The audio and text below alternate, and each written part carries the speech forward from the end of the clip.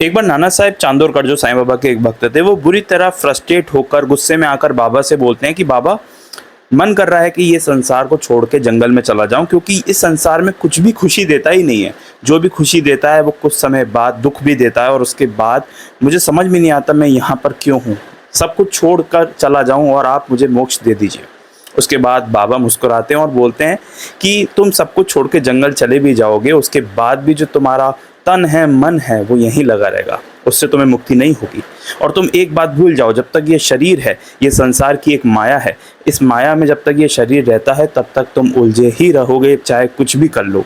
मैं खुद इससे बंधा हुआ हूँ, मैं बिल्कुल मुक्त हूँ, लेकिन उसके बाद भी तुम्हें शरीर रूप में दिखाई दे रहा हूँ, क्योंकि इस माया से कोई भी नहीं बच पाया है। और एक बात हमेशा याद रखो, तुम इस शरीर से छूटोगे तो किसी अगले शरीर में चले जाओगे, जब तक तुम्हें ईश्वर का साक्षात्कार नहीं हो जाता। इसलिए एक बात को हमेशा अपने दिमाग में रखना कि ये जो तुम्हारा शरीर है, ये तुम्हारे पिछले जन्म के कर्मों के हिसाब से मिला है। क्यों हर आत्मा को अलग अलग शरीर मिलता है? क्योंकि उसके जो कर्म होते हैं पिछले जन्म के, वो अलग अलग होते हैं, किसी के अच्छे होते हैं, किसी के बुरे होते हैं। उसी वजह से हर एक व्यक्ति को उसके कर्मों के अकॉर्डिंग जन्म मिलता है, वो शरीर मिलता है, किसी को जानवर का, किसी को इंसान का, किसी को कीड़े का।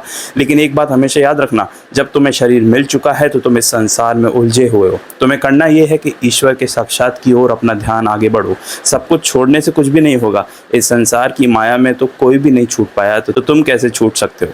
इसलिए खुद पर चिंतन रखकर अपने कर्मों को सुधारो और ईश्वर पर विश्वास रखो। इसी तरह अगर आप बाबा से जुड़ी हुई या बाबा के भक्तों से जुड़ी हुई किस्से जानना चाहते हैं तो आप इस चैनल को फॉलो भी कर सकते हैं।